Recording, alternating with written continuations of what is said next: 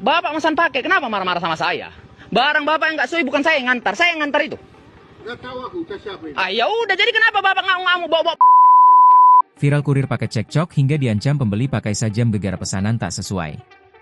Beredar di media sosial sebuah video yang memperlihatkan kurir paket yang diancam oleh pembeli menggunakan senjata tajam gegara lantaran tidak sesuai pesanan. Peristiwa tersebut terjadi di Medan, Sumatera Utara. Dalam video yang beredar terlihat seorang kurir diancam dengan senjata tajam oleh seorang pembeli karena paket yang diterima tidak sesuai dengan pesanan yang diharapkannya. Awalnya pembeli yang merupakan seorang pria lanjut usia memesan paket sejumlah 4 item. Menurut sang kurir, pria itu telah membuka paket yang telah diterima namun tidak sesuai pesanannya. Lalu, pelaku yang tidak diketahui namanya itu gamuk sejadi-jadinya ke kurir paket dan membawa senjata tajam. Tak hanya itu, ia mengancam korban untuk bertanggung jawab atas paket yang dipesan.